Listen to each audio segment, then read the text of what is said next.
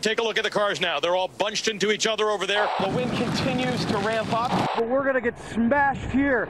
There are down trees literally everywhere, all over this area. Got a text message, just said, "What happened to the theater?" Less than a minute later, he texted me, "We will find a way."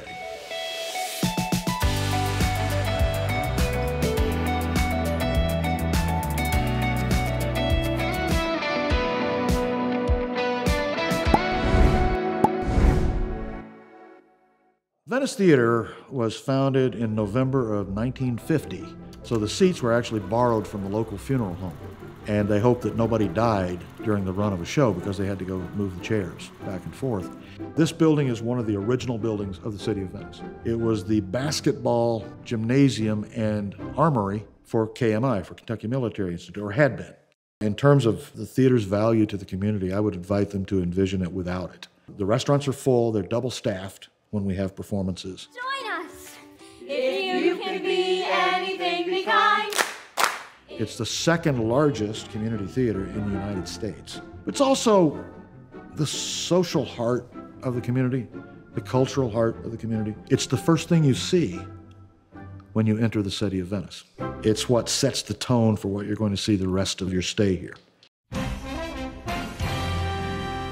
Hurricane Ian has moved on tonight after stamping an indelible mark of death and destruction across Florida. The day after the storm was a war zone.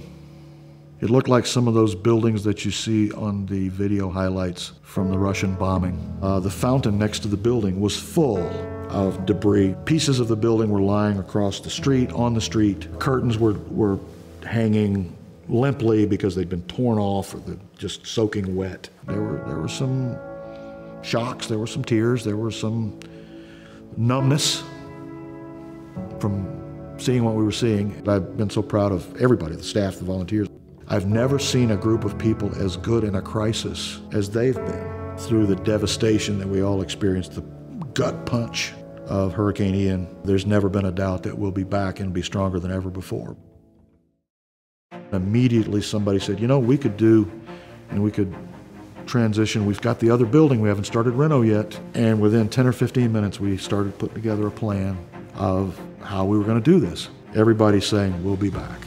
Donations began the next day. So a 13-year-old girl put up a lemonade stand. In less than 3 hours, raised over $700. High school students from Booker High School raised $10,000 on their own for the theater. We have already spent $2.2 million just to get us to this point. We took exactly 50 days to reopen in the Raymond Center after the storm.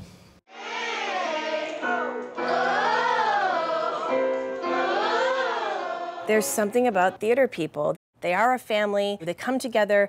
You ain't getting 88 cents from me, Rose!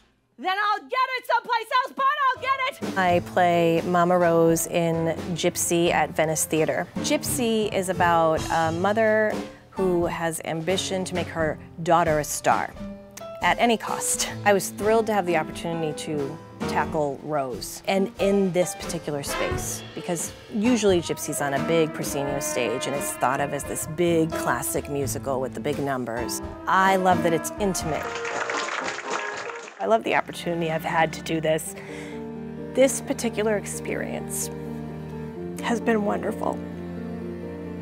You know, you do these shows and you spend so much time together and you are vulnerable together and it becomes this really safe cocoon.